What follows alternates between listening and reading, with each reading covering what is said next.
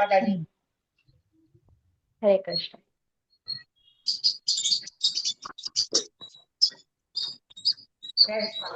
हरे कृष्ण। जगन्नाथ अष्टकम्। कदाचित् कालिन्दी तथा विपिन संगीत करावो मुदाभिरिनारी वदन कमल स्वद मधुपा रमा शम्भु ब्रह्मामर पति गणेशाच्युतपादो जगन्नाथ स्वामी नारायण पथगामी भावातु मे। जगन्नाथ स्वामी नारायण पथगामी भावातु मे।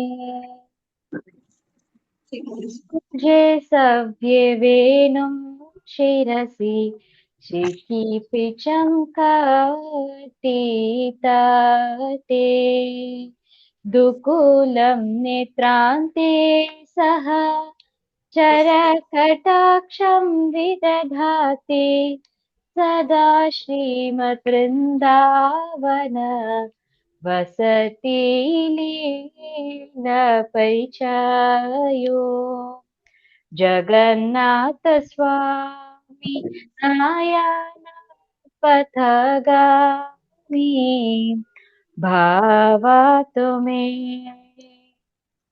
जगन्नाथ स्वामी नारायण पथगामी भावातु मे। महाबोधिस्थिरे करुचिरे नीलशिखारे वसन् प्रसादान्त सह बलभद्रेण बलिना सुभद्रमध्यस्थ सकलसुरसेवा वसरदो जगन्नाथ स्वामी नारायण पथगामी भावातु मे। जगन्नाथ स्वामी नारायण पथगामी भावातु मे। कृपा पारवार सज लजलदशेणिरुचिरो रमावाणि रामा स्फुरत् अमलपङ्केरुहमुखा सुरेन्द्रैराराध्या श्रुति गणशिखागीतचरितो जगन्नाथ स्वामी नारायण पथगामी भावातु मे। जगन्नाथ स्वामी नारायण पथगामी भावातु मे। रथारूढो गच्छन् पथि मिलितभूदेव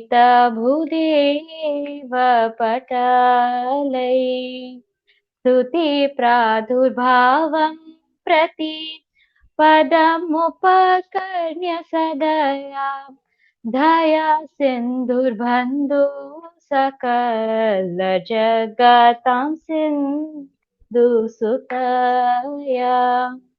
जगन्नाथ स्वामी नारायण पथगामी भावातु मे। जगन्नाथ स्वामी नारायण पथगामी भावातु मे।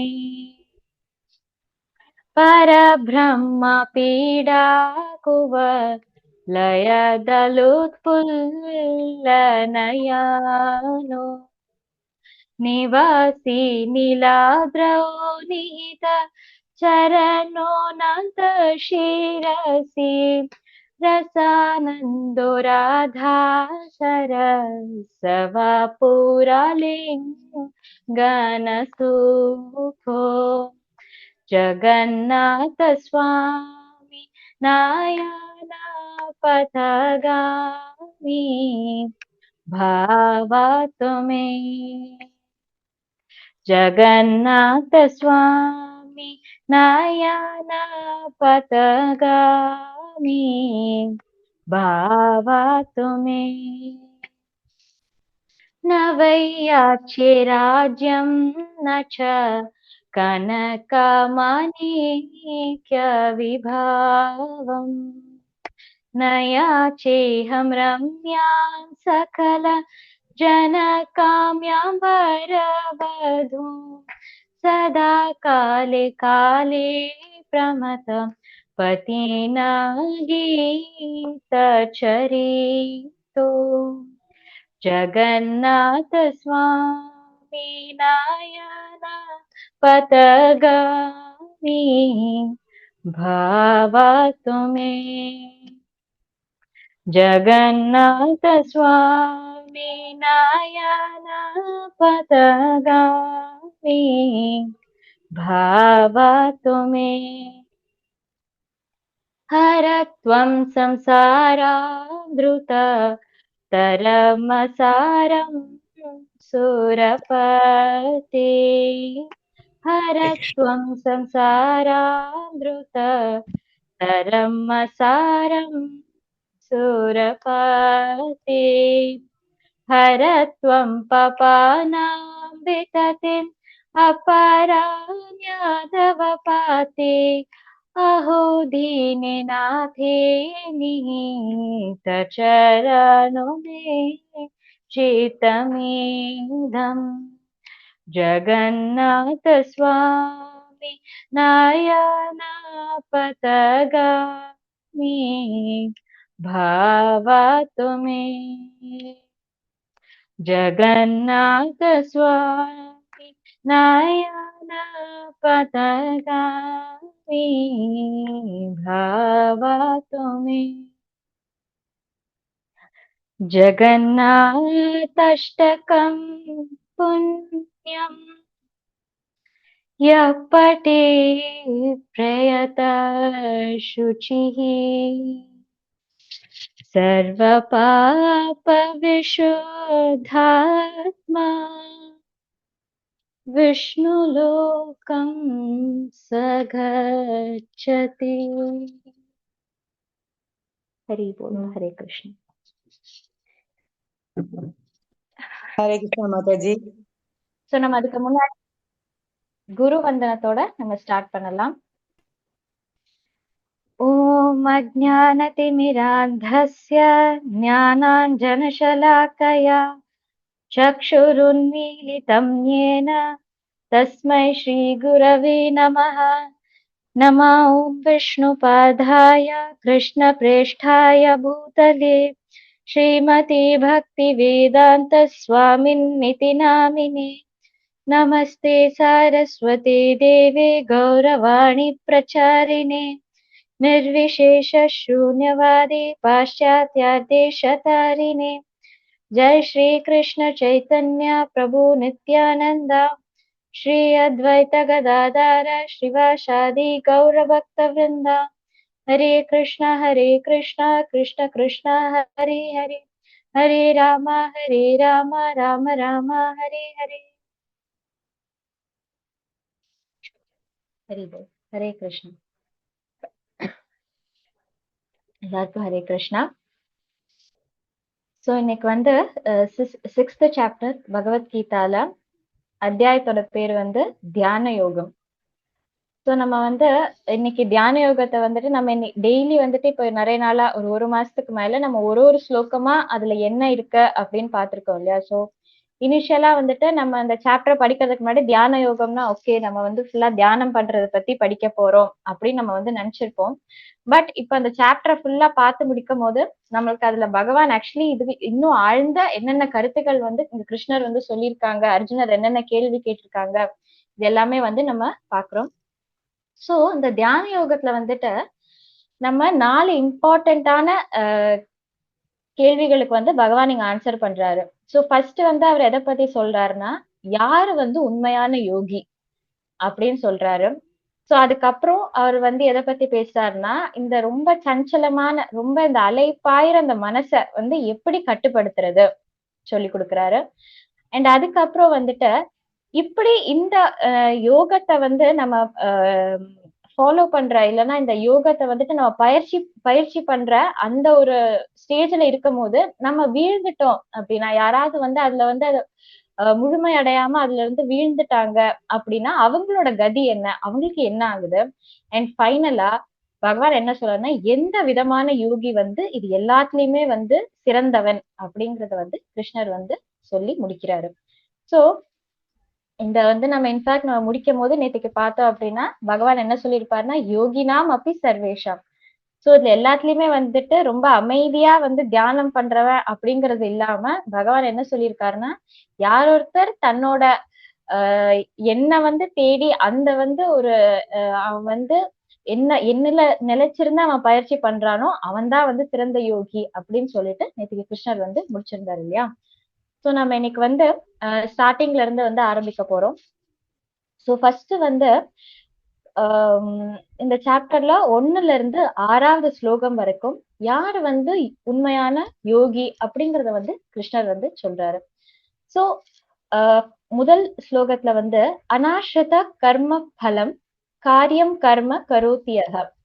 அதாவது யார் ஒருத்தர் வந்து பண்ற தன்னோட கடமைய வந்துட்டு எந்த விதமான ஒரு அட்டாச்மெண்ட், எந்த விதமான ஒரு பற்று இல்லாம செய்யறானோ அவன்தான் வந்து ஒரு உண்மையான சன்னியாசி, அவன்தான் ஒரு உண்மையான யோகியும் கூட அப்படின்னு வந்து பகவான் ஃபர்ஸ்ட் ஸ்லோகத்துல என்னன்னா நம்மளோட இத போட்டு உடைக்கிறாரு. சோ உண்மையான யோகி வந்துட்டு ஒரு கேவ்ல உட்கார்ந்துட்டு இருக்கிற, அதாவது ஒரு குகையில போய் உட்கார்ந்துட்டு இருக்கிறவங்களா, இல்ல அது வந்து காவி போட்டுட்டு இல்லைன்னா நிறைய வந்து ஜடாமுடி எல்லாம் வளர்த்துட்டு இப்படி எல்லாம் இருந்தா அவன் வந்து நம்ம யோகின்னு நினைப்போம். நம்ம ஒரு யோகினா நம்ம மனசுல அதானே வரும். சோ இதெல்லாம் இல்லாம உண்மையான யோகி யாரு? தன்னோட கடமைய வந்து பற்று இல்லாம செய்யறவங்க தான் வந்து உண்மையான யோகி அப்படின்னு வந்துட்டு கிருஷ்ணர் வந்து ஃபர்ஸ்ட் ஸ்லோகத்திலேயே சொல்றாரு. அதுக்கு அடுத்த ஸ்லோகத்துல யம் சந்நியாசம் இதி பிராகுர் யோகம் தம் வித்தி பாண்டவா. சோ அவர் வந்து இங்க வந்து அர்ஜுன் கிட்ட அடுத்தது என்ன சொல்றாரு அப்படின்னா, உண்மையான துறவரம் என்ன அப்படின்னா தன்னோட செயலை தன்னோட கடமைய வந்து விட்டு கொடுக்கறது இல்ல. பட் அதுல வந்துட்டு தன்னோட அந்த தன்னிச்சை இருக்கு இல்லையா, நான் இந்த செயலை செஞ்சா எனக்கு அதுல இருந்து இவ்வளவு சந்தோஷம் கிடைக்கும், எனக்கு அதுல இருந்து இந்த பலன் கிடைக்கும் அப்படின்னு தன்னோட தன்னிச்சைய வந்து யார் ஒருத்தர் கைவிடுறாங்களோ அவன் பண்றது வந்து உண்மையான யோகம் அப்படின்ட்டு வந்துட்டு கிருஷ்ணர் சொல்றாரு. சோ நம்ம வந்துட்டு ஆஹ் என்னன்னா வந்துட்டு இப்போ ஃபேன் வந்துட்டு இப்ப எலக்ட்ரிசிட்டி வருது அதனால ஃபேன் ஓடுது. பட் சம்டைம்ஸ் நம்ம வந்து இங்க சுவிட்ச வந்து ஆஃப் பண்ணதுக்கு அப்புறமும் கரண்ட் ஆஃப் ஆயிடுச்சு இருந்தாலும் கொஞ்ச நேரத்துக்கு அந்த ஃபேன் சுத்திட்டே இருக்கும் இல்லையா? சோ இந்த டிவோட்டி பண்ற வேலையும் அப்படிதானா. அதாவது ஜென்ரலா நம்ம பௌதிகமா மக்களை பார்த்தோம் அப்படின்னா அவங்க என்ன பண்றாங்க அப்படின்னா, ஓகே எனக்கு இதுல இருந்து இந்த ஒரு பலன் கிடைக்கும் அதனால நான் அந்த காரியத்தை செய்யறேன். அது நல்ல பலனா இருக்கலாம் இல்லைன்னா கெட்ட பலனா இருக்கலாம், என்ன வேணாலும் இருக்கலாம். பட் அந்த பலன் கிடைக்கும் அதனால நான் அந்த காரியத்தை செய்யறேன் அப்படின்ட்டு. ஆனா ஒரு டிவோட்டி என்னன்னா அவனுக்கு பௌதீகமா அந்த வேலையை செய்யறதுக்கு எந்த விதமான ஒரு தூண்டுதலுமே கிடையாது. இது என் கடமை அதனால நான் வந்து செய்யறேன். அதுக்கு எந்த விதமான ஒரு மோட்டிவேஷனுமே இல்லாம தன்னோட கடமையை செய்யற வந்து ஒரு அந்த செயல் வந்து ஒரு உண்மையான யோகம் அப்படிங்கறத வந்து பகவான் வந்து 2வது ஸ்லோகத்துல சொல்றாரு. சோ அதுக்கப்புறம் வந்துட்டு 3ல வந்து அவர் என்ன சொல்றாரு அப்படின்னா, இந்த யோக பயிற்சியில வந்துட்டு முதல் ஸ்டேஜ்ல இருக்கிறவங்க, அதாவது இந்த பயிற்சியை வந்து தொடங்குறவங்களுக்கு வந்துட்டு ஒர்க், அதாவது வந்து அவங்களுக்கு வந்து செயல் தான் வழி. அவங்க வந்துட்டு எதுவுமே செய்யாம நான் வந்து இந்த யோக பயிற்சியில ஃபர்ஸ்டே வந்து நான் போய் தியானத்துல இருக்க போறேன் அப்படின்னா அவங்களால பண்ண முடியாது. சோ அந்த பயிற்சியை ஆரம்பிக்கிறவங்களுக்கு ஃபர்ஸ்ட் அவங்க வந்து வேலையில இருந்து தான் ஆரம்பிக்கணும். வேலையை செய்யணும் ஆனா அதுல வந்து பற்று இல்லாம செய்யணும். இப்படி அவன் வேலையை செய்ய ஆரம்பிச்சு அண்ட் எண்ட்ல அவன் வந்து அட்வான்ஸ்டான இல்லைன்னா அவன் வந்து உயர்ந்த ஒரு யோகி ஆகும் போது அப்போ அவனோட வழி என்ன அப்படின்னா, அவன் வந்து இந்த எல்லா வேலைகளையுமே வந்து அவன் எந்த விதமான பௌதீக செயல்களிலுமே ஈடுபடாம நேச்சுரலா அவனுக்குள்ள என்ன வருது அப்படின்னா, அவனுக்கு வந்துட்டு பகவான் மேல அவன் அந்த தியானத்துல வந்து இருக்கிறான். சோ இது வந்து ஃபைனல் ஸ்டேஜ். பட் ஆரம்பத்துல யோக பயிற்சியில ஆரம்பத்துல என்ன பண்ணணும், தன்னோட கடமைய வந்து செய்யறதுதான் வந்துட்டு வழி அப்படிங்கறதும் வந்துட்டு பகவான் வந்து இங்க பிராக்டிக்கலா வந்து சொல்லி கொடுக்குறாரு. அடுத்தது வந்து நம்ம நான் இது 3 அண்ட் 4ல பாக்குறோம். 5வதுல வந்து உதரேத் ஆத்மானாத்மானம் அப்படின்ட்டு. அதாவது ஒருத்தன் வந்து என்ன பண்ணணும் அப்படின்னா அவனை உயர்த்திக்கணுமா. எப்படி அதா நீனே உன்னோட எதிரி ஆயிக்காத அப்படின்னு கிருஷ்ணர் சொல்றாரு. எப்படி நீ உன்னோட எதிரி ஆயிக்க முடியும்? அதுக்கு அடுத்த ஸ்லோகத்துல பந்தூர் ஆத்மாத்மனஸ்தஸ்ய, உன்னோட மனம் வந்து எப்படி உன்னோட ஃப்ரெண்டா இருக்கும் எனிமியா இருக்கும். இந்த ஸ்லோகத்துல வந்து அவர் சொல்றாரு. எப்போ தன்னோட மனசை வந்து நம்மளோட கட்டுல வச்சிருக்கோமோ, தன்னோட கண்ட்ரோல்ல மனசு இருக்கிறது வரைக்கும் அது உன்னோட பெஸ்ட் ஃப்ரெண்டா, அது உன்னோட பந்து. ஆனா அந்த மனசு உன்னோட கட்டுப்பாட்டுல இல்ல, நீ அந்த மனசோட கட்டுப்பாட்டுல இருக்கன்னா அது என்னது, அது வந்து சத்ருத்வா, அது வந்து உன்னோட வர்ஸ்ட் எனிமி. இருக்கிறதுல சின்ன சின்ன எதிரிகள், எனக்கு பக்கத்து வீட்டுக்கார எதிரி, எதிர் வீட்டுக்கார எதிரி, அந்த நாடு எதிரி, அதனாலதான் எனக்கு இப்ப டிக்கெட் போட்டு ஊருக்கு போக முடியல,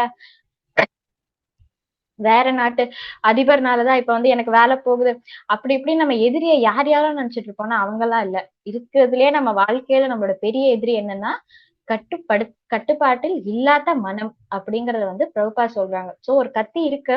சோ அப்ப அந்த அதே கத்திய வச்சுட்டு கொலைகாரன் கையில என்ன பண்ணலாம், அந்த கத்திய வச்சு கொலையும் பண்ணலாம். ஆனா அதே கத்திய ஒரு டாக்டரோட கையில இருந்தா என்னது, அது வந்து உயிரையும் காப்பாத்தும்.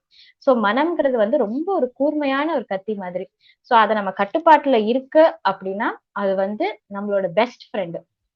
நம்ம வந்து பகவானுக்கு வந்துட்டு நம்ம என்ன பண்ணணும்னாலும் அது வந்து நம்மளுக்கு முயற்சி பண்ணும். சம்டைம்ஸ் சில பேருக்கு பகவானுக்கு சேவை பண்ணணும்னு இருக்கும், ஆனா உடலால முடியாது.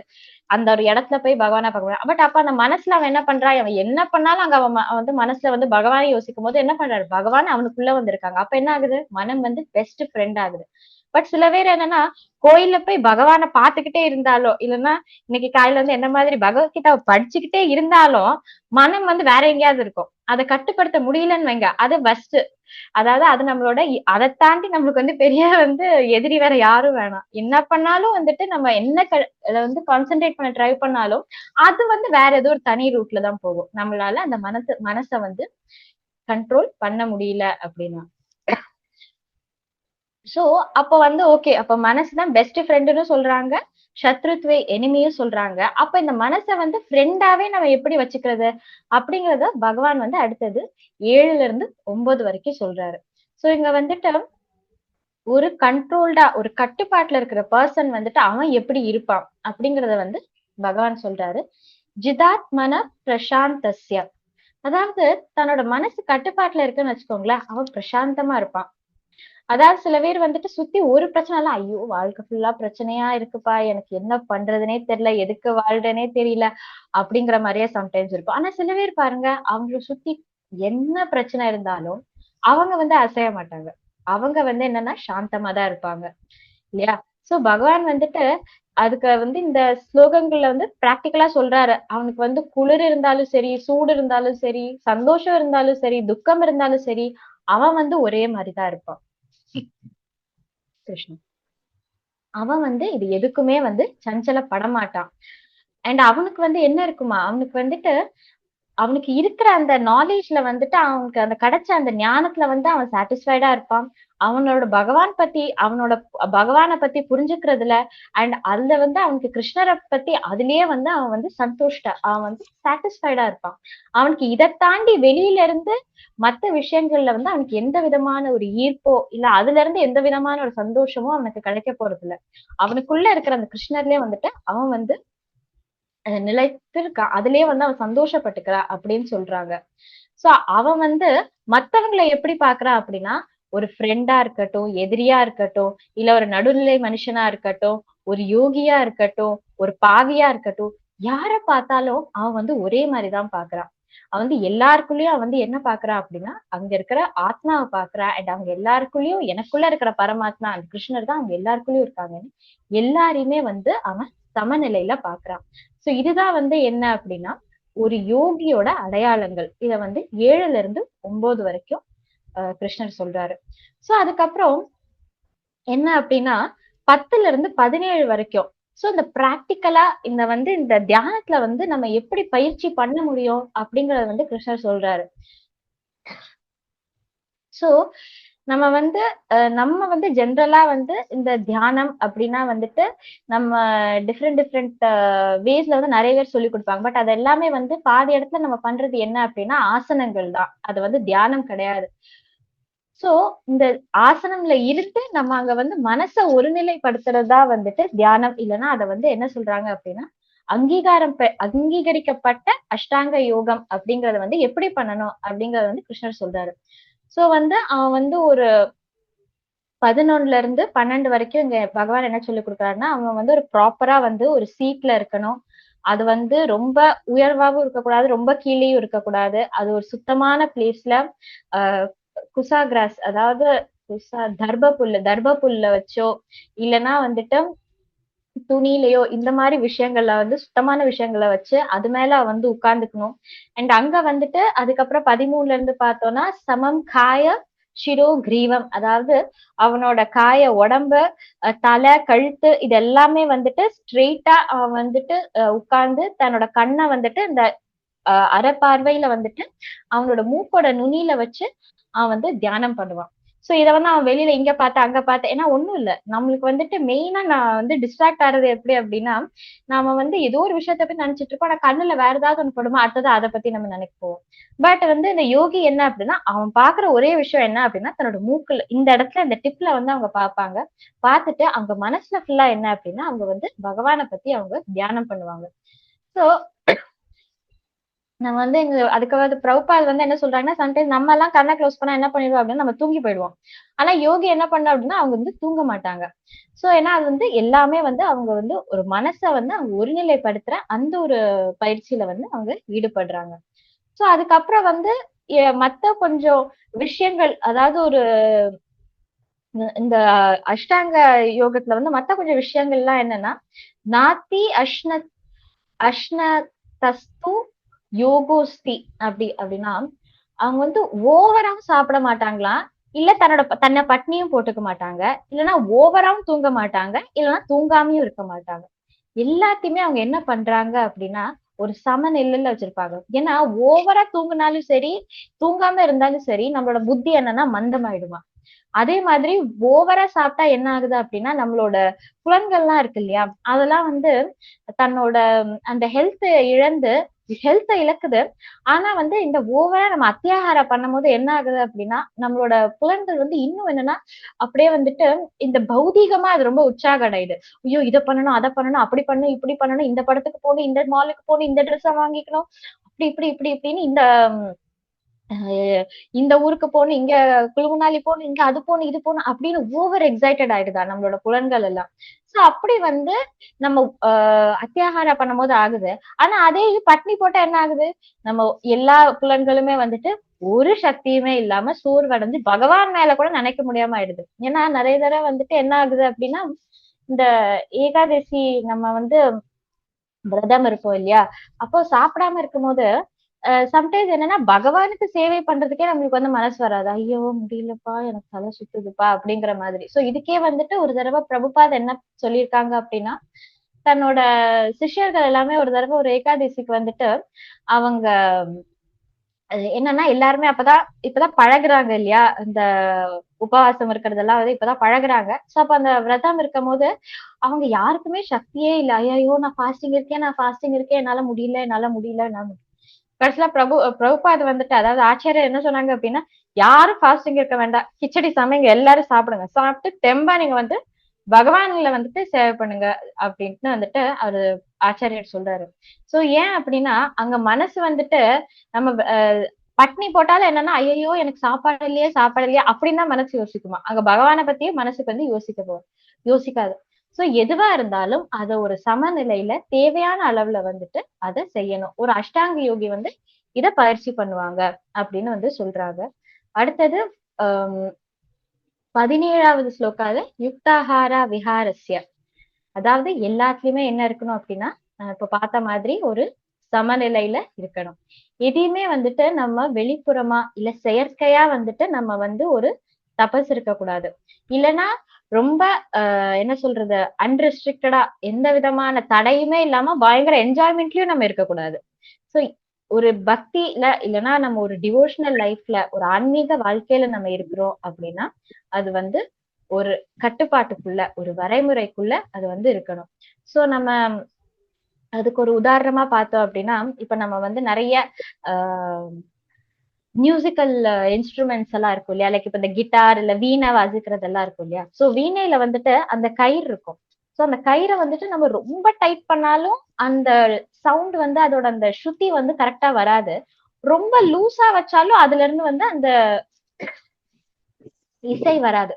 அது எந்த அளவுல இருக்கணுமோ அந்த அளவுக்கு நம்ம அதை ஃபைனா டியூன் பண்ண அதுல இருந்து அப்ப என்ன வருது, அந்த இசை வருது. சோ அதே மாதிரி நம்ம வந்து இந்த பக்தி யோகத்துல பகவான் மேல அந்த யோகத்துல இருக்கணும் அப்படின்னா நம்மள வந்து ரொம்ப நம்ம வந்து அந்த தபஸ்ல நம்மளால முடியாத அளவுக்கு அந்த தபஸ்ல நம்ம டைட் பண்ணி வச்சாலும் நம்ம பகவான் மேல அங்க வந்து நம்ம ஸ்ரத்தையோட இருக்க முடியாது. இல்லைன்னா நம்ம ரொம்ப லூஸ்ல விட்டாலும் நம்மளால அங்க வந்து பகவான் மேல யோகத்துல வந்து ஈடுபட முடியாது அப்படின்னு சொல்றாங்க. சோ இங்க இருந்து இதுக்கப்புறம் பகவான் வந்து என்ன சொல்றாரு அப்படின்னா, ஆக்சுவலி நீ அந்த மெடிடேஷன் பண்ற அந்த தியானம் பண்ற அப்படின்னா அந்த சமயத்துல என்ன நடக்குது அப்படிங்கறத பகவான் வந்து 18ல இருந்து 32 வரைக்கும் பகவான் வந்து சொல்றாரு. சோ 32ல வந்துட்டு சாரி 18வது ஸ்லோகத்துல வந்துட்டு நம்ம பண்ற தியானம் வந்து எப்போ வந்து பூர்ணமடையுது, எப்போ வந்து அது பெர்ஃபெக்ட் ஆகுது அப்படிங்கறத வந்துட்டு கிருஷ்ணா அப்ப எப்ப வந்து அது பெர்ஃபெக்ட் ஆகுது அப்படிங்கறத வந்து சொல்றாங்க. சோ இங்க வந்துட்டு இதுக்கப்புறம் நம்ம 19வது ஸ்லோகத்துல பார்த்தோம்னா யதா தீபோ நிவாதஸ்தோ, அதாவது ஒரு கட்டுப்படுத்தப்பட்ட அந்த மனம் எப்படின்னா ஒரு விளக்கு மாதிரியா. அது எவ்வளவுதான் அந்த ஒரு சாரி எந்த இடத்துல அப்படின்னா ஒரு காத்தே இல்லாத இருக்கிற இடத்துல இருக்கிற ஒரு விளக்கு அது எவ்வளவு வந்து பிரகாசமா ஜொலிக்கும். ஒரு சஞ்சலம் இல்லாம ஒரு அந்த டிங் டிங் டிங் அப்படியெல்லாம் ஒண்ணுமே ஆடாம அந்த ஒரு தீபம் எப்படி எரியுமோ அதே மாதிரி தியானத்துல இருக்கிற ஒரு பர்சன் வந்துட்டு அவன் மனசு இங்கேயும் அங்கேயும் ஒரு ஒரு இடத்துலயுமே வந்துட்டு ஆஹ் சஞ்சலம் அடையாம ஆடாம அது ஸ்திரமா ஒரு இடத்துல வந்து அத அப்படின்ட்டு வந்துட்டு சொல்றாங்க. சோ நம்மளுக்கு வந்துட்டு என்ன அப்படின்னா நம்மளோட இந்த ஆசைகள் இருக்கு இல்லையா, ஆசைகள் தான் வந்து இந்த காத்து மாதிரியா. நம்ம எவ்வளவுதான் நம்ம மனசை வந்து நம்ம ஒருநிலைப்படுத்த ட்ரை பண்ணலாம். நம்ம என்ன பண்ணுவோம், நம்ம இப்ப விளக்கு ஏத்துறோம், விளக்கு ஏத்தும் போது அந்த ஃபேன் எல்லாம் ஓடிட்டு இருந்துச்சுன்னா என்ன ஆகும் அப்படின்னா விளக்கு ஐயோ நின்னுங்க அப்படின்னு ஆட ஆரம்பிச்சிடும் இல்லையா. இப்ப நம்ம என்ன பண்ணுவோம், கையை வச்சு கவர் பண்ணுவோம், அந்த காத்தை ஸ்டாப் பண்ணிட்டு நம்ம அந்த விளக்கை வந்து ஏத்துவோம். சோ அதே மாதிரி தியானம் செய்யறவங்களோட மனசு எப்படி இருக்கும் அப்படின்னா அது வந்து இந்த காத்தெல்லாம் இல்லாத இடத்துல இருக்கிற ஒரு விளக்கு மாதிரி. இந்த பௌதிக ஆசைகள்லாம் இல்லாம இருக்கும் போது அப்ப அவங்களோட மனசு எப்படி இருக்கு அப்படின்னா அந்த ஒரு தீபம் மாதிரி நிலையா இருக்கு அப்படின்னு சொல்றாங்க. சோ அடுத்தது 20ல இருந்து 23ல வந்துட்டு அப்படியே தியானம் பண்றவங்க வந்து என்ன உணர்றாங்க. சோ அவங்க வந்துட்டு ஆன்மீக சந்தோஷத்தை வந்து உணர்றாங்க அப்படி நிலையா இருக்கிறவங்க. ஏன்னா அங்க வந்து அவங்களோட சந்தோஷம் வந்து இந்த புலன்கள்ல மட்டும் புலன்களால கிடையாது. ஏன்னா நம்ம புலன்கள் வந்து என்ன அப்படின்னா ஆஹ் ஒண்ணு வந்து டிஃபெக்டிவ், அதாவது என்ன அப்படின்னா ரொம்ப குறைபாடு உடையது. இன்னொன்னு வந்துட்டு அதால உணரக்கூடிய அந்த சந்தோஷமும் வந்துட்டு அனித்தியம், அதாவது டெம்பரரி தற்காலிகமானது.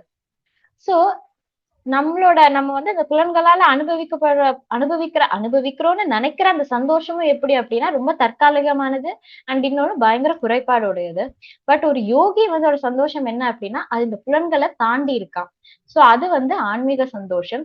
இது வந்து என்னைக்குமே வந்து என்ன சொல்றாங்க அப்படின்னா ஆடாது, எதாலையுமே வந்துட்டு அது வந்து ஆஹ் அலைப்பாயாது அப்படின்னு சொல்றாங்க. சோ அப்படிப்பட்ட அந்த யோகிக்கு என்ன அப்படின்னா இந்த சந்தோஷம் தான் அவனுக்கு கிடைச்ச ஹையஸ்ட் கெயின், அவனுக்கு கிடைக்கிற வந்துட்டு ஆஹ் இருக்கிறதுலயே பெரும்பாலான ஒரு லாபம் அப்படின்னு. ஏன்னா அவன் வந்து தியானம் பண்றான், பட் ஆரம்பத்துல கஷ்டமா இருக்கு. பட் அதுல வந்து அவனுக்கு இந்த ஆன்மீக சந்தோஷம் கிடைக்கும் போது அவனுக்கு இந்த பௌதிகமா பார்த்தா எதுலயுமே அவனுக்கு ஈர்ப்பே வரல, சந்தோஷமும் வரல. அதாவது நம்ம ஃபுல்லா ஓணம் சத்யா சாப்பிட்டதுக்கு அப்புறம் நமக்கு இப்ப போயிட்டு திருப்பி கொஞ்சம் கஞ்சி குடுறி செர்லாக் குடுறி அப்படின்னு சொன்னா நம்மளுக்கு அப்படின்ட்டு இருக்கும்.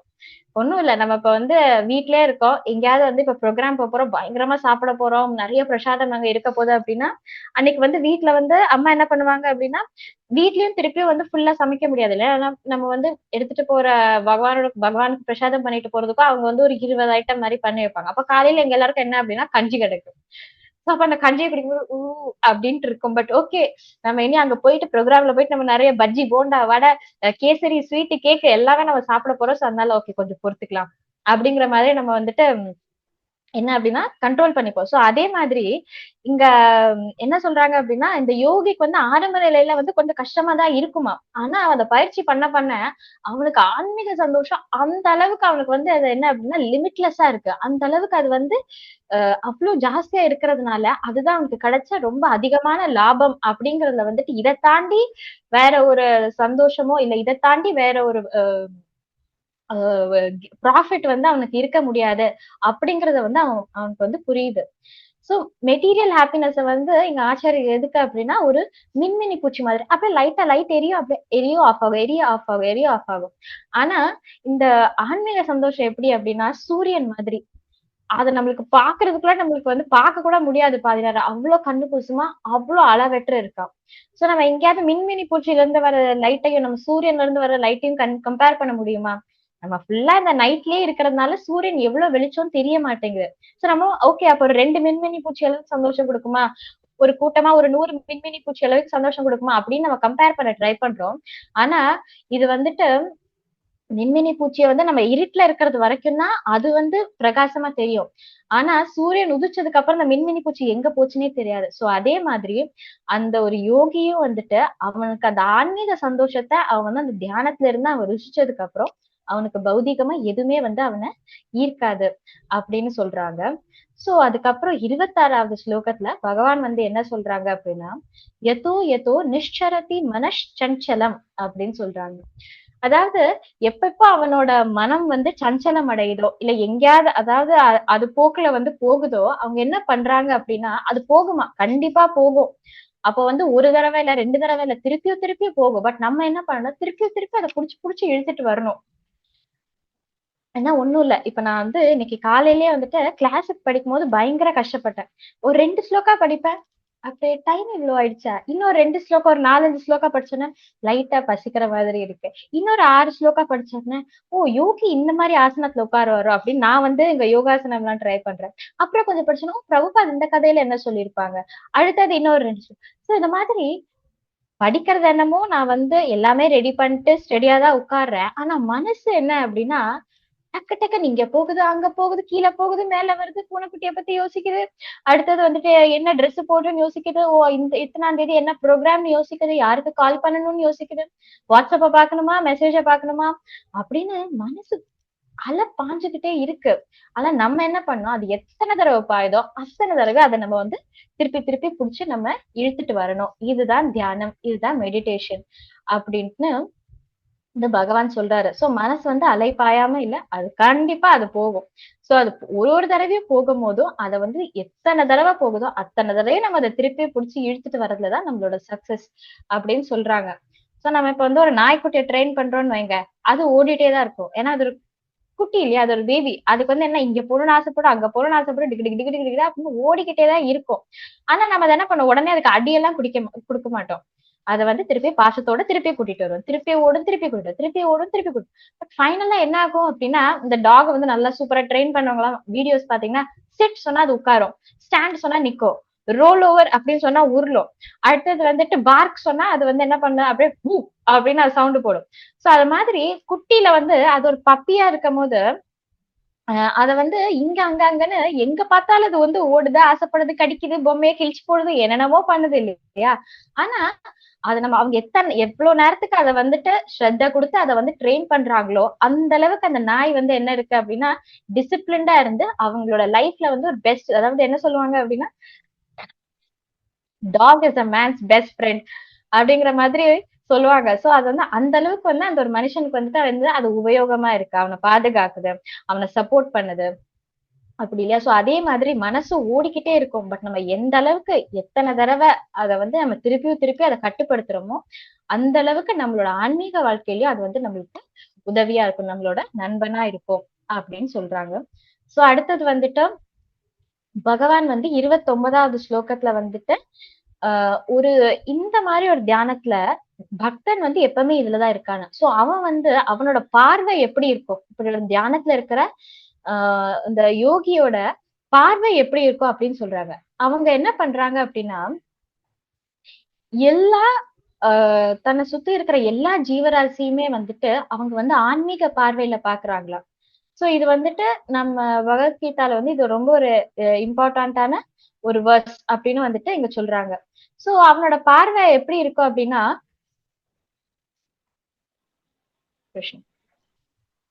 அவன் வந்து பகவான வந்து அவன் எல்லா ஜீவராசிகள்லயும் பாக்குறானா. அண்ட் எல்லா ஜீவராசிகளையுமே வந்து அவன் பகவான் பாக்குறானா. சோ அப்படி ஒரு ஆத்மா வந்து எப்படி அப்படின்னா அவனுக்கு வந்து எங்க பார்த்தாலும் வந்து அவன் கண்ணுக்கு வந்து யாரு அப்படின்னா பகவான் வந்து தெரியுறாங்க. சர்வ பூதஸ்தம் ஆத்மானம் சர்வ பூதானி சாத்மனி. சோ எல்லா ஜீவராசிகளையுமே அவன் வந்து பகவான்லயும் பாக்குறான். அண்ட் வந்து 30வது ஸ்லோகத்துல கிருஷ்ணா என்ன சொல்றாரு, யோமாம் பஷ்யதி சர்வத்ர. அப்படி என்ன பாக்குறவன் யார் ஒருத்தர் வந்து என்ன வந்து எல்லா இடத்துலயும் பாக்குறாங்க அண்ட் எல்லா இடத்துலயும் என்ன பாக்குறாங்க. பிரகலாத் பார்த்தாரு இல்லையா, எந்த விதமான கஷ்டம் வந்தாலும் சரி, எந்த சுச்சுவேஷன் வந்தாலும் சரி, அங்க பிரகலாத் யார பார்த்தாங்க, கிருஷ்ணரை பார்த்தாங்க. அது வந்து நம்ம என்னது, ஒரு பக்தன் என்ன அப்படின்னா அவனுக்கு இறப்பு வந்தாலும் அவனுக்கு வந்து மரணம் வந்தாலும் அவன் அந்த மரணத்திலயும் யாரதான் பாக்குறான், அவன் வந்து கிருஷ்ணரை தான் பாக்குறான். நம்ம அதுக்கு வந்து ஒரு உதாரணமா என்ன பார்த்தோம் அப்படின்னா ஒரு பூனை. பூனை வந்துட்டு அதோட வாயில வந்து பூனைக்குட்டியும் கூட்டிட்டு போகுது, எலியையும் புடிச்சிட்டு போகுது. ஆனா எலி வந்து அந்த பூனையோட வாயில என்ன பாக்குது, மரணத்தை பாக்குது. ஆனா அந்த பூனைக்குட்டி அந்த அம்மா பூனையோட வாயில என்ன பாக்குது, தன்னோட ரக்ஷகம். அது வந்து அந்த அம்மா பூனை கொண்டு போக வேண்டிய இடத்துக்கு கரெக்டா கூட்டிட்டு போயிடும்னு பாக்குது. சோ அதே மாதிரி ஒரு பக்தன் யோமாம் பஷ்யதி சர்வத்ர, அவன் எல்லா இடத்துலயும் என்ன பாக்குறான், எல்லா இடத்துலயும் எல்லா விஷயங்கள்லயும் அவன் என்ன பாக்குறான். அண்ட் அவன் வந்து என்ன வந்து என்னைக்குமே அவன் தொலைக்க மாட்டான், அவன் என்னைக்குமே என்ன மறக்க மாட்டான், நானும் அவனை வந்து மறப்பதில்லை அப்படின்ட்டு வந்துட்டு கிருஷ்ணர் வந்து சொல்றாரு. இதுதான் வந்து உண்மையான பக்தியில பாக்குற நம்மளோட பார்வையா இருக்கணும். அதாவது நம்ம இப்ப உறவினர்கள்லயே பார்த்தோம் அப்படின்னா நம்ம ரிலேட்டிவ்ஸ் ஏதாவது கல்யாணத்துக்கு போறோம், ஃபங்க்ஷனுக்கு போறோம், அங்க போய் இங்க போய் அப்படின்னு பாக்குறோம்னா சில பேர்கிட்ட ரொம்ப அன்பா பழகும், சில பேர்கிட்ட ஓகேவா பழகும், சில பேர்கிட்ட அந்த சாரி எவ்வளவு வாங்க தெரியுமா, 2000 ரூபாய்க்கு வாங்கினே அப்படி இப்படின்னு எல்லாம் சொல்லுவோம். சில பேர்கிட்ட ஐயோ அவங்க கிட்ட போயிட்டு சாரி புதுசுன்னு சொல்லிடாத, அவங்க கிட்ட ரேட் எல்லாம் என்னன்னு கேட்டா சொல்லிடாத அப்படின்னு. சில பேர்கிட்ட என்ன சொல்லுவோம், 2000 ரூபாய் சாரி தான், இல்லப்பா 4000 ரூபாய்க்கு வாங்கினேன்ப்பா அப்படின்னு சொல்லிடும். சோ ஒருத்தங்க கிட்ட பேசுறது என்னமோ ஒரே மேட்டர் தான், ஆனா எப்படி சொல்லணும், எப்படி பேசணும், எப்படி பேசக்கூடாது, இதெல்லாம் நம்ம பார்ப்போம் இல்லையா. பட் வந்து ஒரு டிவோட்டி வந்து என்ன அப்படின்னா அவன் எல்லா இடத்துலயும் அவன் வந்து பகவானை தான் பாக்குறான். சோ அவன் வந்து எந்த இடத்துலயுமே வந்துட்டு அவன் ஒரு கள்ள கபடத்தோட வந்து அவனுக்கு வந்து பிஹேவ் பண்ண வேண்டிய அவசியமே இல்லை. எனக்குள்ள இருக்க பரமாத்மா அங்கேயும் இருக்கிறாங்க. அண்ட் அதுல வந்து அவனுக்கு ஈர்ப்பும் இருக்காது. அது எதிரியா இருந்தாலும் சரி, இல்ல உறவினரா இருந்தாலும் சரி, இல்ல ரொம்ப பாசத்துக்குரிய நம்மளோட ஒரு லவ்விங் பர்சனா இருந்தாலும் சரி, யாரா இருந்தாலும் அவனுக்கு அவங்கள வந்து தனியா பார்க்கணும், தனியா அப்படின்னா அவங்க மேல ஈர்ப்ப இருக்காது. சோ ஃபைனலா 32வது ஸ்லோகத்துல வந்துட்டு அவர் என்ன சொல்றாரு அப்படின்னா அவன் வந்து அவன் வந்து எல்லாரையுமே வந்துட்டு நான் என்ன எப்படி வந்து நடத்துறேனோ, நான் என்ன எப்படி வந்து ட்ரீட் பண்றேனோ அவன் வந்து நான் எல்லாரையுமே அவன மாதிரி ட்ரீட் பண்ணுவான். சோ நான் ஒரு ஆத்மா, சோ இவங்க எல்லாருமே ஒரு ஆத்மா தான். சோ எனக்கு நான் எந்த அளவுக்கு இம்பார்ட்டன்ஸ் கொடுக்கணும் அப்படியோ அந்த அளவுக்கு இம்பார்ட்டன்ஸ் நான் எல்லாருக்கும் கொடுக்கணும். சோ அந்த மாதிரி அவன் பார்க்கும்போது அவங்களுக்கு கஷ்டம் வருதா, அப்போ இவனுக்கும் அது வந்து கஷ்டமா தெரியுது, அவங்களுக்கு சந்தோஷமா இருக்கா, சரி அப்போ அது அவனுக்கு வந்து ஓகே ஒரு நல்ல விஷயம் அப்படின்னு. சோ அதாவது மத்த ஜீவராசிகள் வந்து என்ன உணர்றாங்க, ஏன்னா சில பேருக்கு என்ன அப்படின்னா பக்தர் நல்லாத்தவங்களுக்கு எப்படி அப்படின்னா பரா துக்கி சுகி, மத்தவங்களுக்கு வந்து அது வந்து துக்கமா இருக்கும்போது இவனுக்கு வந்து சந்தோஷமா இருக்கும். நிறைய விஷயங்கள் பார்த்தோம் அப்படின்னா ஒண்ணும் இல்ல, நம்ம இப்ப வீட்லயே பார்த்தோம்னா சும்மா இருந்தா ஓகே, ஆனா என்னைக்கா தங்கச்சி அடி வாங்குறா திட்டு வாங்குறா, ஜென்ரலும் நடக்காது எங்க வீட்டுல, பட் வாங்குறா அப்படின்னா எனக்கு ரொம்ப குதூகலமா இருக்கும் உள்ள. அது வந்து ஆனா வெளியில காட்டிக்கூடாது. அதனால நம்ம என்ன தனியா போயிட்டு சந்தோஷப்பட்டு சூப்பர் அப்படின்னு நமக்கு வந்து என்னன்னா பயங்கர குஷியா இருக்கும், என்னைக்குமே வாங்க மாட்டா இன்னைக்கு வாங்கிட்டடா அப்படின்ட்டு. ஆனா ஒரு டிவோட்டிக்கு வந்து அப்படி இல்லையா, அவங்களுக்கு வந்துட்டு மத்தவங்கள பார்த்து நினைக்கிற அந்த ஒரு எம்பத்தி, அதாவது அவங்களோட உணர்ச்சிகளை வந்து புரியறது ரொம்ப நேச்சுரலா வரும். ஏன்னா அவங்க எல்லாரையுமே என்ன தன்ன மாதிரி அவங்க வந்து எல்லாரையுமே வந்து பாக்குறாங்க. சோ நம்ம இப்ப வந்து பார்த்தது என்ன அப்படின்னா, பகவான் வந்துட்டு 18ல இருந்து 32 வரைக்கும் ஒரு தியான யோகி. அவன் வந்து மெடிடேஷன்ல அவன் வந்துட்டு பூரணம் அடைஞ்சிருக்கான், இல்ல பர்ஃபெக்ட்டா இருக்கான் அப்படின்னா, அவன் வந்து எப்படி அவன் வந்து உணர்றான், அவன் வந்து அவனை எப்படி உணர்ந்துக்கிறான், அதுல எப்படி சந்தோஷப்பட்டுக்கிறான், அண்ட் அவன் மத்தவங்கள வந்து எப்படி பாக்குறான் அப்படிங்கிறத பார்த்தோம். சோ இப்ப வந்துட்டு ஆஹ் 33ல இருந்து 36 வரைக்கும் இந்த சஞ்சலமாக, அதாவது இப்ப மனசை கட்டுப்படுத்தினா என்னென்ன ஆகும் அப்படின்னு கிருஷ்ணர் சொல்லிட்டாரு. இப்ப அர்ஜுனருக்கு டவுட். இந்த வந்து கட்டுப்படுத்தாத மனம், அதாவது இந்த சஞ்சலமான மனசை பத்தி அர்ஜுனருக்கு வந்து டவுட். சோ அப்ப வந்து அர்ஜுனர் வந்து கிருஷ்ணர் கிட்ட வந்து சொல்றாரு, அதாவது கிருஷ்ணா, நீ சொல்ற மனசை கட்டுப்படுத்தினா இதெல்லாம் ஆகும், கேட்க நல்லாதான் இருக்கு, ஆனா என்னோட மனசு அச்சச்சோ முடியலையே அப்படிங்கிற மாதிரி அவர் சொல்றாரு. சோ அப்ப வந்து அதுக்கு என்ன சொல்றாரு அப்படின்னா 34ல, சஞ்சலம் ஹி மன கிருஷ்ணா அப்படின்னு. அதாவது என் மனசு வந்து ரொம்ப கட்டுப்படுத்த முடியாம இருக்கு, எப்பவுமே வந்து அது என்ன அப்படின்னா ரெஸ்ட்லெஸ்ஸா இருக்கு. அதாவது ஆஹ் ஏதோ வந்து அலை பாஞ்சுக்கிட்டே இருக்கு, ரொம்ப டர்புலண்டா. அது எப்பவுமே வந்து இது பிரச்சனை அது இது அப்படின்ட்டு, இந்த ஒரு புயல் வந்தா நம்மளோட கிளைமேட் எப்படி இருக்கும் அந்த மாதிரி இருக்கு. அண்ட் ரொம்ப என்னது அப்ஸ்டினேட். அது வந்து மொரட்டுத்தனமா நான் புடிச்ச முயலுக்கு 3 காலு தான் அப்படிங்கிற மாதிரி ரொம்ப வந்து திடமா இருக்கு. இத வந்து நான் எப்படி கண்ட்ரோல் பண்றது? அதாவது வாயூர் இவசு துஷ்கரம். காத்த கூட வாயூர் காத்த கூட கண்ட்ரோல் பண்ணிடலாம் போல. ஆனா என் மனசு வந்து இந்த அடிக்கிற காத்தோட ஸ்ட்ராங்கா இருக்கே. இத வந்து நான் எப்படி கிருஷ்ணா கண்ட்ரோல் பண்றது? அப்படின்னு அவர் வந்து 34வது ஸ்லோகத்துல வந்து அர்ஜுனர் கேக்குறாங்க. சோ அர்ஜுனர் வந்து நம்மள மாதிரி ஒரு சாதாரண மனுஷன் கிடையாது. அவன் வந்து கிருஷ்ணருக்கு வந்து பர்சனலா பகவானோட இருந்து பகவானுக்கு சேவை பண்றவர். அதாவது நம்ம அந்த நவவித பக்தியில சக்கியத்துல வந்து நம்ம வந்து என்ன பாக்குறோம்னா அர்ஜுனரை தான் பாக்குறோம். சோ அங்க வந்து பர்சனலா அங்க பகவான் இருக்கிற இடத்துல மாயை இருக்க முடியுமானா இருக்க முடியாது இல்லையா? சோ அங்க கிருஷ்ணர் இருக்கிற இடத்துல அங்க அர்ஜுனரோட மனசுல கண்டிப்பா வந்து அங்க மாயையினால வந்து அவர் கட்டுப்பட்ட ஜீவாத்மா ஒண்ணும் கிடையாது, அவர் ஒரு நித்திய சூரி. பட் அர்ஜுனரே இங்க என்ன சொல்றாங்க அப்படின்னா, மனசு வந்துட்டு இப்படி சஞ்சலம் அடையுதே கிருஷ்ணா என்னோட மனசு அப்படின்னு அவர் வந்து நம்மளுக்காக கேக்குறாரு. சோ அப்போ அர்ஜுனருக்கே இவ்வளவு கஷ்டம் அப்படின்னா நம்மளுக்கு வந்து சொல்லவா வேணும்? சோ கிருஷ்ணர் வந்து இங்க வந்து அர்ஜுனரை வந்து நிராகரிக்கல, அதாவது இல்ல இல்ல ஈஸி அப்படின்லாம் அவர் சொல்லல. சோ அவர் வந்துட்டு என்ன ஒத்துக்கிறாரு. கிருஷ்ணரும் வந்துட்டு 35வது ஸ்லோகத்துல அசம்சயம், கண்டிப்பா மனசை கட்டுப்படுத்துறது கண்டிப்பா வந்துட்டு என்னது அப்படின்னா இல்ல டவுட்டே வேண்டாம், அது வந்து கண்டிப்பா கஷ்டம்தான். சம்சயம்னா என்ன டவுட், அசம்சயம் டவுட் இல்லாம it is very very difficult மனசை வந்து கண்ட்ரோல் பண்றது. பட் இதுக்கு வந்து உபாயம் என்ன அப்படின்னா அபியாசேன. அப்படின்னா என்னன்னா பிராக்டிஸ். நம்ம அந்த நாய்க்குட்டியோட உதாரணம் பார்த்தோம் இல்லையா? பிராக்டிஸ் பண்ண பண்ண வைராகியன டிட்டாச்மெண்ட், அதாவது பற்றின்மை. சோ நம்ம எந்த அளவுக்கு வந்துட்டு நம்ம பிராக்டிஸ் பண்றோமோ, அதாவது நம்ம இப்ப வந்து நிறைய பேர் பாத்தீங்கன்னா இப்ப வந்து போன வருஷத்துல இருந்து இப்ப ஆல்மோஸ்ட் 6 மாசம் ஆக போகுது, கூடயே ஆக போகுது, 6 மாசத்துக்கு கூட 8 மாசத்துக்கிட்ட ஆக போகுதுன்னு நினைக்கிறேன். எப்படி டெய்லி காலையில 9 மணிக்கு வரும், 9:30க்கு வரும். சோ இது வந்து ஒரு பிராக்டிஸ் இல்லையா? அப்ப அந்த டைம்ல அந்த 9:30 டைம்ல ஓகே மேபி நான் ஒரு சீரியல் பார்த்திருக்கலாம், இல்ல கதை அடிச்சிருக்கலாம், இல்ல வந்து தூங்கி இருக்கலாம்.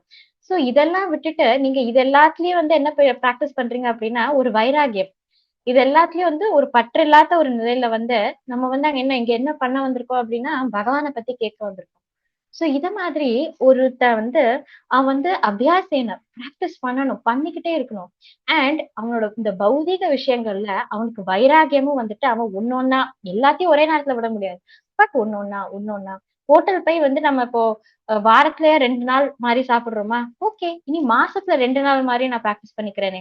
சோ இது மாதிரி ஒரு ஒரு விஷயமா அவன் வந்து வைராகியத்துல தன்னோட முயற்சியிலயும் வந்து அவன் விட விட எப்படி அப்படின்னா அப்படிப்பட்டவனுக்கு அந்த மனசை வந்து கண்ட்ரோல் பண்ண முடியும் அப்படிங்கறது வந்து கிருஷ்ணர் சொல்றாரு. சோ அது எப்படி அப்படின்னா இந்த சைக்கிள் வந்து நம்ம வந்து ஓட்டுறோம். பட் யாருக்குமே வந்து ஃபர்ஸ்ட் அட்டம்ப்ட்ல உடனே அவங்க வந்து சைக்கிள் ஓட்டிட மாட்டாங்க. சோ வந்துட்டு எல்லாருமே ஓட்டுவாங்க விழுவாங்க, ஓட்டுவாங்க விழுவாங்க. பட் திருப்பி நம்ம எழும்புவோம் இல்லையா? சோ எழும்பி ஓடுவோம்.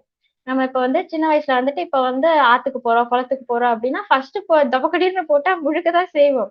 ஆனா அடிச்சு அடிச்சு அடிச்சு அடிச்சு கடைசியில என்ன ஆகுது? நம்ம பிராக்டிஸ் ஆகுது. சோ அதுக்கப்புறம் எப்படின்னா நம்ம தூக்கத்துல நம்மள யாராவது தண்ணிக்குள்ள போட்டா கூட தள்ளி விட்டா கூட நம்ம என்ன அப்படின்னா ஓகே டக்குன்னு ஃப்ளோட் ஆயிடுவோம் இல்ல. சோ அதே மாதிரி மனச வந்துட்டு அது விழும், அது முழுகும். ஆனா திருப்பி திருப்பி நம்ம என்ன பண்ணணும் அப்படின்னா நம்மளோட முயற்சினாலையும் பிராக்டிஸ்னாலையும் வைராகத்தினாலையும் நம்ம வந்து அத நிலைக்க வைக்கலாம். சோ அப்படி இருக்கிறவனுக்கு வந்து இந்த பேலன்ஸ், அதாவது இந்த சமநிலை வந்து நேச்சுரலா கிடைக்கும் அர்ஜுனா அப்படின்னு சொல்றாங்க. சோ அடுத்தது வந்துட்டு திருப்பி அப்ப அர்ஜுனர் கேக்குறாங்க, ஓகே மனசை எப்படி கட்டுப்படுத்தலாம்? கட்டுப்படுத்த முடியாத மனசை ஓகே இப்படி கட்டுப்படுத்திக்கலாம் அப்படின்னு. சோ அடுத்தது 37ல இருந்து 45 வரைக்கும்.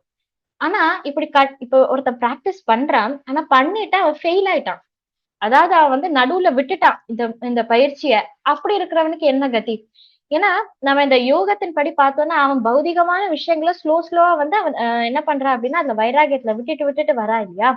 சோ அவன் என்ன பண்றான் அப்படின்னா அவன் பௌதிகமா வந்து அவன் பெரிய உயர்வடைய போறது கிடையாது. அவன் வந்து ஆன்மீக வழியில இருக்கான். பட் அவன் அந்த நடுவுல விட்டுட்டான்னு வைங்களேன், ஆன்மீகத்திலயும் உயர்வடைய முடியாது. சோ அப்படிப்பட்டவனுக்கு என்ன ஆகும்? அவன் பௌதிகத்திலயும் இருக்க மாட்டான், ஆன்மீகத்திலயும் இருக்க மாட்டானே. அப்படிப்பட்டவனோட கதி என்ன? அப்படின்ட்டு வந்துட்டு அர்ஜுனர் வந்து கேக்குறாங்க. சோ அப்படிப்பட்ட வந்துட்டு என்ன அவன் வந்து தண்டசோர, அதாவது யூஸ்லெஸ் ஆயிடுறானா அப்படிங்கிற மாதிரி அர்ஜுனர் வந்து கவலையோட கேக்குறாரு. சோ அப்ப வந்து கிருஷ்ணர் வந்து இங்க என்ன அப்படின்னா பயங்கர ஒரு சூப்பரா ஸ்வீட்டா அவர் வந்து இங்க ஒரு இன்சூரன்ஸ் கொடுக்குறாரு. என்ன அப்படின்னா நஹி கல்யாண கிருத் கஷ்டித் துர்கதிம் அப்படின்னு சொல்றாரு. இங்க வந்து இந்த ஆக்சுவலி 37, 8, 9 மூணுத்துலயுமே வந்து அர்ஜுனர் இந்த கேள்விகளை கேட்கிறாரு. அதாவது அவன் வந்து பௌதிகமாவும் சரி, ஆஹ் ஆன்மீகமாவும் சரி உயர்வடைய மாட்டானா? அவனோட வாழ்க்கைக்கு என்ன கதி? அவன் வந்துட்டு முடிக்க முடியலன்னா என்ன பண்றது? அப்படிங்கிற மாதிரி அவர் கேட்கும் போது கிருஷ்ணர் வந்து 40வது ஸ்லோகத்துல வந்து அவர் என்ன சொல்றாரு அப்படின்னா இங்க இன்சூரன்ஸ் கொடுக்குறாரு. அர்ஜுனா, நீ எதுக்கு பயப்படுற?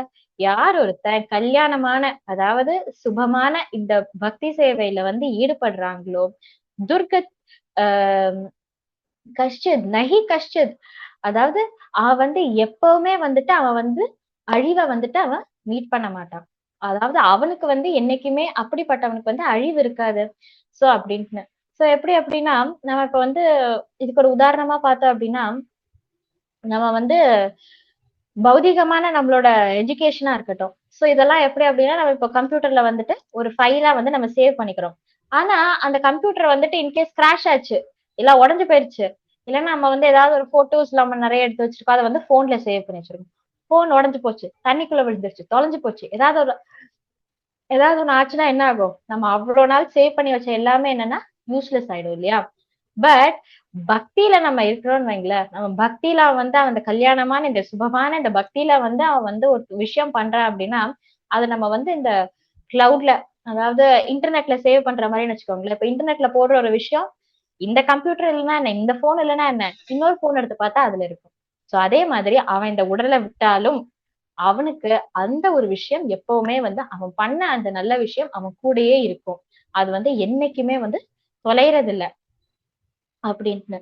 சோ அவனுக்கு வந்து என்ன நடக்குது அப்படின்னா இந்த ஜென்மத்திலயோ இல்ல அடுத்த ஜென்மத்திலயோ ஒரு நல்ல குடும்பமோ இல்ல ஒரு பணக்கார குடும்பமோ இல்ல ஒரு ரொம்ப ஞானம் இருக்கிற மாதிரி நிறைய வந்து அவங்க ஞானத்துல ஒரு ஞான யோகத்துல வந்து ஈடுபட்டு இருக்கிற ஒரு குடும்பமோ அப்படி ஒரு குடும்பத்துல வந்து அவனுக்கு எங்க அவன் விட்டுருக்கானோ, அதாவது அவன் 11th ஸ்டாண்டர்ட்ல விட்டு அவன் கரெக்டா 12th இருந்து அவன் ஆரம்பிப்பான். இப்ப நிறைய பேருக்கு பாத்தீங்க அப்படின்னா சில பேருக்கு குழந்தையில இருந்தே அவங்க பாகவதம் பகவத்கீதா கேட்டு வளருவாங்க. சில பேருக்கு 20 வயசுல கிடைக்கும், சில பேருக்கு 30, சில பேருக்கு 60. சோ நம்ம எங்க விட்டுருக்கோமோ அந்த இடத்துல இருந்து அந்த பக்தியை வந்து பகவான் வந்து கண்டிப்பாக கொடுப்பாரு. சோ அவனுக்கு வந்து அவன் என்ன பண்ணாலும் அது வந்து வேஸ்ட் கிடையாது. அது வந்து என்னைக்குமே வந்து அவனை விட்டு போகாத, அது வந்து துளைவது இல்ல, சாரி, அது வந்து லூஸ் ஆகாது, அவன் வந்து அது தொலைப்பது இல்ல அப்படின்ட்டு வந்துட்டு கிருஷ்ணர் சொல்றாரு. அண்ட் 43வது ஸ்லோகத்துல வந்துட்டு என்ன சொல்றாரு அப்படின்னா அப்படி அவன் பண்ற இந்த ஆன்மீகமான இந்த பயிற்சி வந்துட்டு திருப்பி அது வந்து அவனுக்குள்ளேயே வந்துட்டு எழுந்துரும். அவன் எங்க விட்டுருக்கானோ அந்த இடத்துல வந்து அது எழுகும். சோ வந்து எதுவுமே வந்து வேஸ்ட் கிடையாது அப்படின்னு சொல்லிட்டு கிருஷ்ணர் சொல்றாரு. அண்ட் ஃபைனலா 46ல இருந்து 47, அதாவது கடைசி 2 ஸ்லோகம். சோ வந்துட்டு இப்படியெல்லாம் யோகம் பண்ணணும், ஒரு யோகி என்னென்ன உணர்வான், அப்படி ஒரு மனசு சஞ்சலம் அடையும் போது அதை எப்படி கட்டுப்படுத்தணும், அண்ட் கட்டுப்படுத்தின மனசுல இருந்தாலும் அவன் ஃபெயில் ஆயிட்டானா, அவன் நடுவுல விட்டுட்டானா அவனுக்கு என்ன ஆகும், இதெல்லாம் சொல்லி முடிச்சுட்டு ஃபைனலா இருக்கிற யோகியில பெஸ்ட் யோகி யாரு அப்படின்ட்டு வந்துட்டு கிருஷ்ணர் வந்து சொல்றாரு. அதாவது கிரேட்டஸ்ட், ரொம்ப உச்சித்தமான இந்த யோகி யாரு அப்படின்னா கிருஷ்ணர் வந்து இங்க கன்க்ளூட் பண்றாரு. அதாவது கர்மீஸ் இருக்காங்க, அதாவது தன்னோட செயல்களால பண்றவங்க. ஞானிஸ் தன்னோட ஞானத்தினால பகவானை தெரிய ஆசைப்படுறவங்க. யோகிஸ் தன்னோட தப்ப இங்க சொல்ற யோகிஸ் வந்து தபஸ்வி, அதாவது தன்னோட தவ வலிமைனால பகவானை புரியறவங்க. இவங்க எல்லாருமே இருக்காங்க. ஆனா இவங்க எல்லாரோடையும் வந்து ஹையஸ்ட், இந்த தபஸ், இவங்க 3 பேரோட ஹையஸ்ட் யாரு அப்படின்னா யோகி. அதாவது தபஸ் விப்யூ திகோ யோகி. அதாவது இது எல்லாத்துலயுமே வந்துட்டு இது எல்லாத்துக்கும் அதிகமா யாரு அப்படின்னா யோகி. ஏன்? ஏன்னா அவன் என்ன செஞ்சாலும், அவன் தபஸ் பண்ணாலும் சரி, அவன் கர்மம் செஞ்சாலும் சரி, அவன் வந்து ஞானம், அவன் வந்து பகவானை பத்தி இன்னும் படிச்சுட்டே இருந்தாலும் சரி, அவன் எல்லாத்துலயுமே என்ன பண்றான் அப்படின்னா யோகம்னாலே நம்ம இந்த சாப்டர்ல என்ன பாக்குறோம், பகவானோட பௌதிக விஷயங்கள் எல்லாத்தையும் பற்று இல்லாம பகவானோட கனெக்ஷன்ல இருக்கிறவன் யோகி.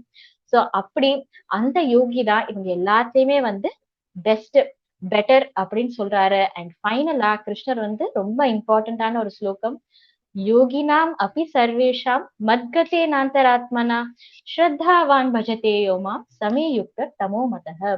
யோகினாம் அபி சர்வேஷாம், இருக்கிற எல்லா யோகிலையுமே வந்துட்டு மத்கதே நாந்தராத்மனாம், யாரு எப்பவுமே என்ன பத்தி நினைச்சு நான் தான் கதி அப்படின்னு என்கிட்ட சரணடைஞ்சிருக்காங்களோ, ஸ்ரத்தாவான் பஜதே யோமாம், எல்லா நேரத்திலயும் அந்த பஜதே, நேற்றுக்கு நம்ம கிளாஸ்ல பார்த்தோம் இல்லையா, பகவான் கிட்ட ஸ்ரத்தாவோட நம்பிக்கையோட பகவானுக்கு சேவை பத்தி, அதாவது எனக்கு சேவை பண்ணிட்டு இருக்கிறாங்களோ, சமயுக்த தமோ மதக, அவன் என்ன பொறுத்த வரைக்குமே யுக்த தமோ மதக, அதாவது அவன்தான் என்ன பொறுத்த வரைக்கும் அவன்தான் ஹையஸ்ட், அவன்தான் இருக்கிறதுலயே உத்தமமான யோகி அப்படின்னு சொல்லிட்டு பகவான் வெவ்வேறான அந்த யோக பயிற்சி, தியான பயிற்சி, இது எல்லாத்தையும் பத்தி சொல்லிட்டு ஃபைனலா இருக்கிறதுலயே பெஸ்ட் வந்து என்ன அப்படின்னா, யார் ஒருத்தர் என்ன நினைச்சிட்டு என்னல நிலைச்சிட்டு இந்த பக்தி சேவையில ஈடுபட்டிருக்காங்களோ அவன் தான் வந்து பெஸ்ட் அப்படின்னு சொல்றாங்க. சோ நம்ம இந்த தியானம், இந்த 6வது அத்தியாயம் தியான யோகத்தோட மெயினா நம்ம என்ன படிச்சிருக்கோம் அப்படின்னா, இந்த ஃபைனல் கோல் வந்துட்டு நம்ம மனசை வந்து காலியா வச்சுக்கணும், எதுவுமே நினைக்காம இருக்கணும் அப்படிங்கிறது கிடையாது. கோல் என்ன அப்படின்னா நம்ம மனசுக்குள்ள கிருஷ்ணரை நினைச்சுட்டு இருக்கணும். சோ நம்ம கிருஷ்ணருக்கு என்ன சொல்றாங்க அப்படின்னா, செல்ஃபிஷா, அதாவது தன்னிச்சை இல்லாம வந்துட்டு நம்மளோட செயல் இருக்கணும், மனசை வந்து நம்ம கண்ட்ரோல் பண்ணணும், நம்மளோட வாழ்க்கை வந்து ரெகுலேட்டடா, அதாவது வரைமுறைக்குள்ள வச்சிருக்கணும். ஓவரா சாப்பிட்டு ஓவரா தூங்கி அப்படிலாம் இல்லாம, இல்ல கம்மியா பண்ணி அப்படியெல்லாம் இல்லாம ரெகுலேட்டடா இருக்கணும். பொறுமையோட நம்ம வந்து பிராக்டிஸ் பண்ணணும், அதாவது அபியாசேன பிராக்டிஸ் பண்ணணும்.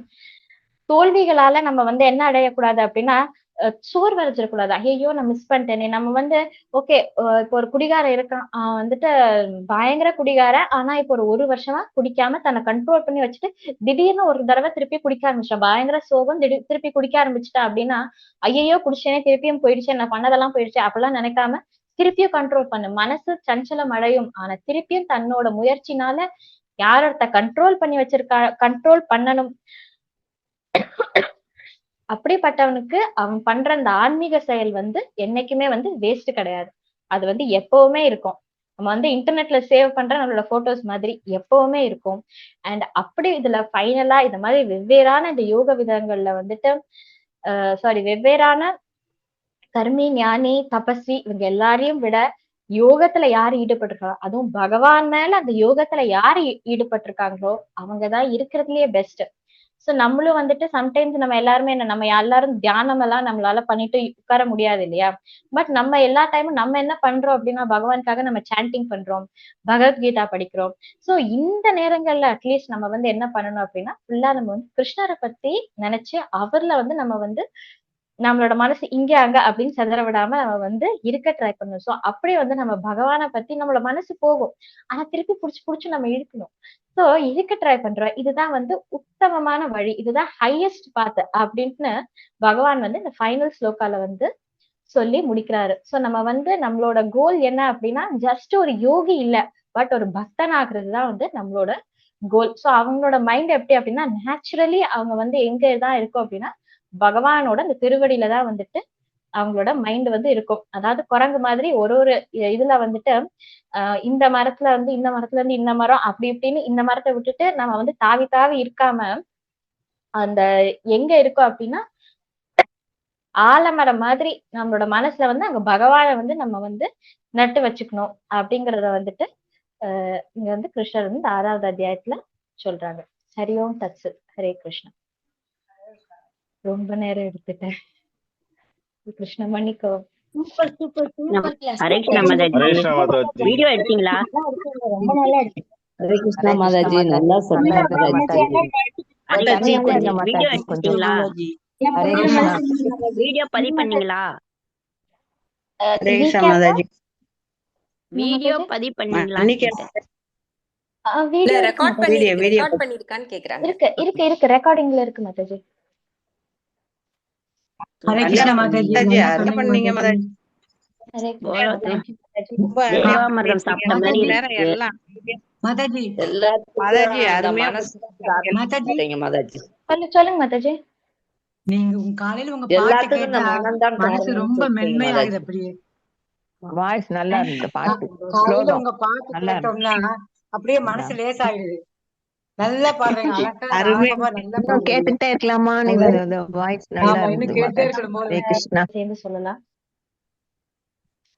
வாஞ்சா கல்பதருभ्यश्च कृपा सिन्धुभ्य एव च पतितानां पावनेभ्यो वैष्णवेभ्यो नमो नमः। अनंत कोटि वैष्णव की जय, प्रभुपाद की जय, गुरु महाराज की जय, गौर प्रेमानंदे हरि हरि बोल, भगवत गीता की जय। हरे कृष्णा।